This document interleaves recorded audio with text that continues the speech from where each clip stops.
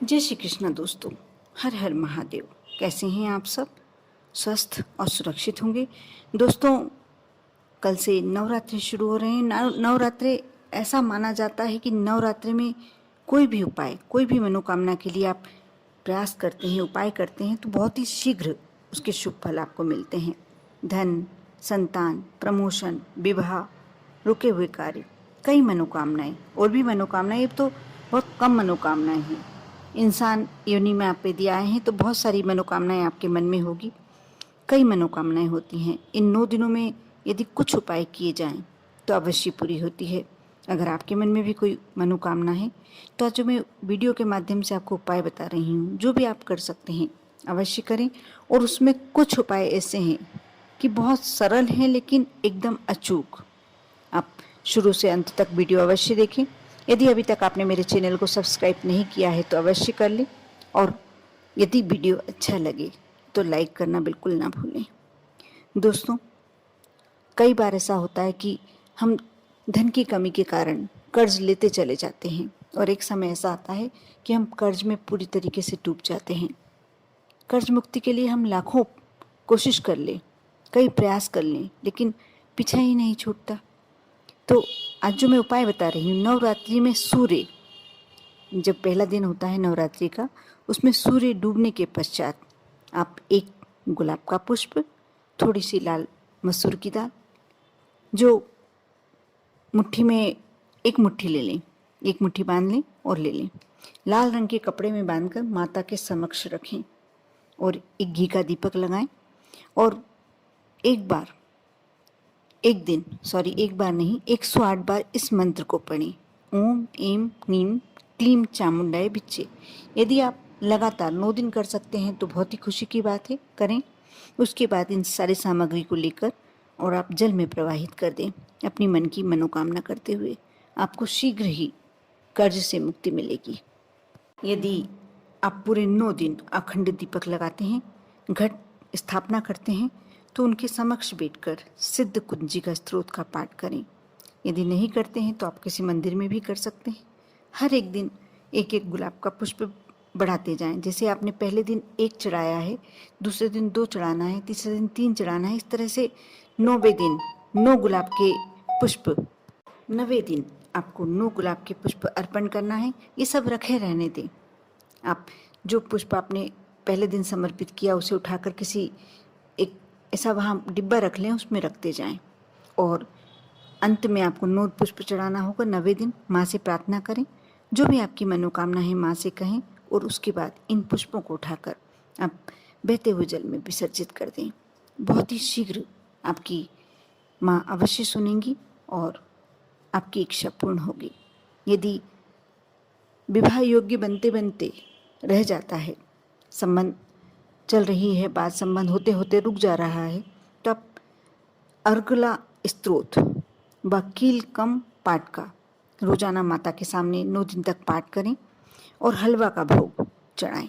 एक कमल का पुष्प यदि मिल जाए, क्योंकि हर चीज़ बता दी जाए और वह नहीं मिल पाए तो आपके मन को दुख होता होगा। यदि कमल का पुष्प मिल जाता है आपको तो प्रतिदिन चढ़ाएं जब आप पाठ करने बैठें, क्योंकि माता को कमल का पुष्प बहुत ही ज़्यादा प्रिय होता है। यदि नहीं मिले तो उसका भी आपके पास ऑप्शन है, एक गुलाब का पुष्प चढ़ा सकते हैं। ऐसा करने से आपके विवाह के संबंध अवश्य आने लगेंगे और शीघ्र ही आपका विवाह तय हो जाएगा। जो भी आपकी मनोकामना है, आपको माँ के सामने पाठ करने के बाद विनती अवश्य करना होगा। माँ आपकी अवश्य सुनेंगी और आपकी जो भी मन की इच्छा है पूरी होगी।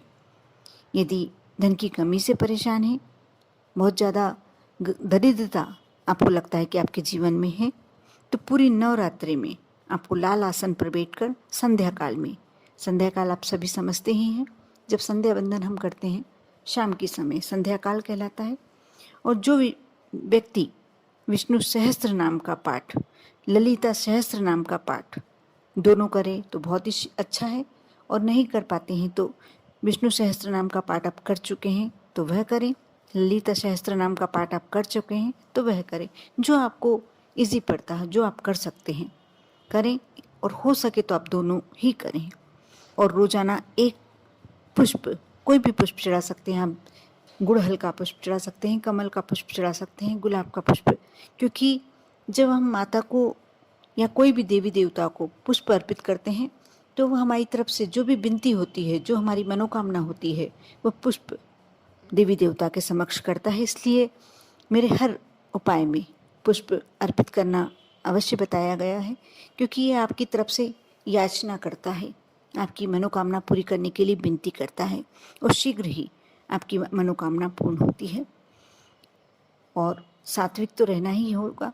यदि आप कोई मनोकामना से माता की पूजन कर रहे हैं तो आप सात्विक रहें, आचरण ठीक रखें, कलह नहीं करें, ये सारे पालन करें तो आपकी जो भी मनोकामना है अवश्य और शीघ्र पूरी होगी।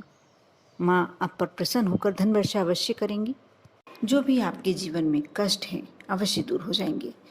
ये तो उपाय की बात है, लेकिन आपको प्रयास भी करना होगा। अब सबसे ज़्यादा अहम आज जो मैं उपाय बता रही हूँ, अपने आज तक आपने नहीं सुना होगा ना ही देखा होगा, लेकिन सबसे ज़्यादा आज का मैं यदि मैं कहूँ ब्रह्मास्त्र तो वह भी गलत नहीं साबित होगा। ये उपाय ब्रह्मास्त्र का कार्य करेगा। आप शायद नहीं जानते होंगे, जैसे पुष्पों में लक्ष्मी, माँ लक्ष्मी को कमल का पुष्प, गुलाब का पुष्प सभी देवी देवताओं को पसंद करता है, लेकिन माताओं के लिए, देवी के लिए ये पुष्प बड़े अहम होते हैं।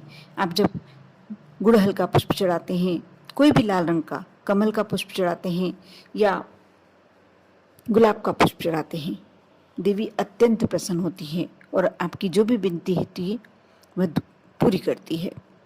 उसी प्रकार आपने शायद सुना होगा कि माता को कौन सा फल प्रिय है? अनार। माता को अनार का फल बेहद प्रिय है। शायद आपने भजन सुना होगा कि मैं तो लाई हूँ दाने अनार के, मेरी मैया के 9 दिन बहार के। वह उससे आप समझ सकते हैं कि माता को अनार का फल कितना प्रिय है। आज अनार के फल का ही मैं एक उपाय बता रही हूँ, और जिस भी इच्छा से करते हैं, जिस भी मनोकामना से करते हैं, आपकी वह मनोकामना इतनी जल्दी शीघ्र पूरी होगी कि आपको लगेगा आश्चर्यजनक, चमत्कारिक उपाय है ये। आपको करना ये है कि आप एक अनार बाजार से ले आएं और ये आपको ये प्रतिदिन करना होगा 9 दिन तक। आपको पहले दिन से शुरू करके 9 दिन तक लगातार करना है। आप एक फल अनार का ले लें, उसे लाकर चाकू से काट लें बीच में से। उसको चाकू से बिल्कुल 2 भागों में काटना है, क्योंकि आपको दाने तो काम आएंगे ही आएंगे, लेकिन आपको जो अनार के छिलके हैं वह भी काम आएंगे। आपको करना ये है कि आप उन छिलकों में से सावधानी से पूरे बीजे बाहर निकाल लें, और जो छिलके कटोरियों समान हो जाएंगे, आप उसे रख लें। जो अनार के दाने हैं उसे मैया को भोग लगा दें, और घर में परिवार के सभी सदस्य उसे प्रसाद रूप में ग्रहण करें। मैया को अनार के दाने बहुत प्रिय होते हैं। ये आपका प्रसाद का कार्य हो गया। अब जो छिलके हैं, आप सोच रहे होंगे हमें छिलकों का क्या करना है। आप थोड़ा सा आटा या तो सेक के उसमें शक्कर मिला लें, या शहद रख सकते हैं, या बताशे रख सकते हैं, या गुड़ रख सकते हैं। जो भी कार्य में, इतनी सारी चीज़ें इसलिए बता रही हूँ कि जो भी कार्य करने में आप सक्षम हो वह करें। ऐसा नहीं कि आपके पास यह सामग्री नहीं है तो अब मैं क्या करूं, ऐसा नहीं, बिल्कुल नहीं है। इसलिए आप इन चारों सामग्री में से जो भी आप रख सकते हैं, आटा सेक कर थोड़ी शक्कर मिला के रख सकते हैं तो वह करें, नहीं तो थोड़ा सा गुड़ रख दें, और नहीं तो शहद। आपको एक अनार के छिलके में पूरी तरीके से जो भी सामग्री आपके पास है, जो भी कर सकते हैं वह डाल दें। दूसरा जो छिलका है उससे कवर कर दें उसे। वो कोई से भी वृक्ष के नीचे, यदि पीपल का वृक्ष, बरगद का वृक्ष, ऐसे बड़े वृक्ष के नीचे आपको जाके करना है ये कार्य। आप इसे ले आकर थोड़ा सा गड्ढा खोदें, और सीधा जो आपने उसमें जो भी सामग्री भरी है वो छिलके को सीधा रखकर उसके ऊपर जो छिलके से ही ढक्कन ढककर, और उसमें वापस मिट्टी से बंद, आप उसको हल्की मिट्टी से बुरका के उस छेद को बंद करिए आएँ। जो गड्ढा आपने खोदा था वह पूरी आएँ, और वापस घर आ जाएं बिना पीछे देखें। वहाँ खड़े होकर थोड़ी देर आप विनती कर सकते हैं माँ से। आप अम्बे माँ से विनती करें, जो भी आपकी इच्छा है, जो भी आपकी मनोकामना है वह करके आप अपने घर में आ जाएं। यह आपको लगातार 9 दिन तक करना है। इसके लिए कोई समय पाबंदी नहीं है। आप दिन में भी कर सकते हैं, लेकिन सारे कार्य, मैं फिर से कहूँगी, सारे कार्य ज़्यादातर शाम के समय किए जाते हैं और शाम के समय इसका प्रतिफल ज़्यादा अच्छा मिलता है। लेकिन यदि आपको कोई समय का इशू है तो आप कोई भी समय कर सकते हैं, कोई परेशानी नहीं है। आप यह कार्य करें 9 दिन तक। आप देखना, हो सकता है 9 दिन के बीच में ही आपका वो कार्य पूरा हो जाए, जो आप मनोकामना लेकर गए थे वो आपकी मनोकामना पूर्ण हो जाए। लेकिन करना आपको 9 दिन रहेगा। आप अनार पहले से ही इंतजाम, क्योंकि इस समय में अनार आने लगते हैं, आपको अनार लाने में परेशानी भी नहीं होगी। अनार की जगह तो आपको अनार ही उपयोग में लेना है। हाँ, अंदर भरने के लिए आप सामग्री जो आपके पास हो वह रख सकते हैं। बताशे, गुड़, आटा सिका हुआ, क्योंकि आपने माँ से विनती करी है, अनार के दानों का भोग माँ को लगाया है, वह आपका एक कार्य हो गया।